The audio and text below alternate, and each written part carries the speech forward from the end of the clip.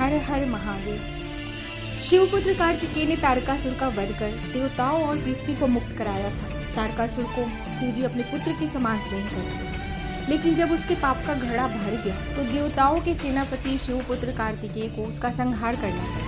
तारकासुर के वध से क्रोधित उसके तीनों बेटों तारकाक्ष, कमलाक्ष और बिंदुमाली ने कठोर तप से ब्रह्मा जी को प्रसन्न कर अमरता का वरदान मांगा।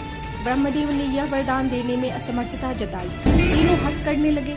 उन्होंने कहा कि हमें या तो यही वरदान दीजिए या फिर हम मान ले कि आपके दर्शन भी निष्फल होते। ब्रह्मा जी तो धर्म संकट में पड़ गए। प्रसन्न होकर जिसे दर्शन दिए उसे निराश नहीं कर सकते, यह विधान है। असुर जो वरदान मांग रहे थे वह दे नहीं सकते थे। विवश होकर उन्होंने एक उपाय सुझाया। अमृत तो नहीं दे सकता, पर क्यों न तुम अपनी मृत्यु के लिए एक ऐसी शर्त रख लो जो अत्यंत कठिन है। ब्रह्मा जी के समझाने पर तीनों मांग गए और मांगा, आप हमारे हमारी मृत्यु तभी हो जब ये तीनों पुरुष अभिजित नक्षत्र में एक ही पंक्ति में आकर खड़े हो जाए। कोई ऐसा देव या पुरुष जो अत्यंत शांत अवस्था में ऐसे रथ पर सवार हो जिसकी कल्पना ही ना हुई हो। वह हम पर असंभव बाण यानी ऐसा बाण चलाए जिसे आपने बनाया ही ना हो। ब्रह्मदेव ने तारकाक्ष को स्वर्णपुरी, कमलाक्ष को रजतपुरी और बिंदुमाली को लौहपुरी दी। अब इन तीनों असुरों को लगता था कि अपनी मृत्यु की जो शर्त रखी है वह पूरी ही नहीं हो सकती, इसलिए वे अमर हो चुके हैं। इस मद में वे आतंक मचाने लगे। देवताओं को उनके लोकों से भगा दिया। देवगण भोलेनाथ की शरण में गए और अपनी दुर्दशा बताई।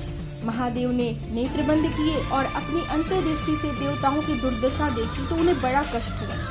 उस कष्ट से उनके आंखों से आंसू की बूंदें टपक पड़ी, जिसने वृक्ष का रूप धारण किया। वह वृक्ष रुद्राक्ष के नाम से जाना जाता है। महादेव ने देवताओं से कहा कि वे सब मिलकर तीनों असुरों के वध का प्रयास करें। देवों का बल बढ़ाने के लिए शिव जी ने अपना आधा बल उन्हें दे दिया, लेकिन सब देव मिलकर भी सदाशिव के आधे बल को संभाल नहीं पा रहे थे। तब शिव जी ने स्वयं तीनों असुरों का वध करने का संकल्प लिया।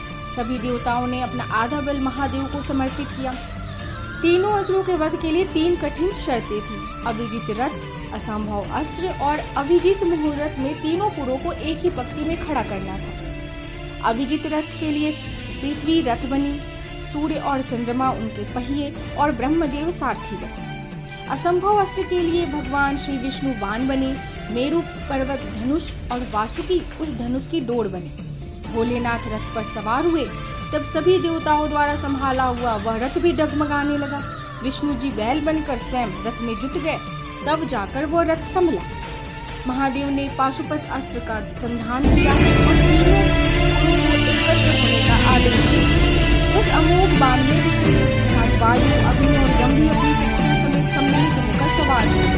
यह असंभव बाण अभिजित रक्षक में उन तीनों पुरियों में एकत्र होते ही महादेव ने बाण चलाया। तीनों पुर भस्म हो गए और उनके तीनों असुरों का संहार हुआ। यह कार्तिक पूर्णिमा का दिन था। देवताओं ने हर्षोल्लास से शिव की नगरी काशी में शिव की पूजा की और पर्व मनाया।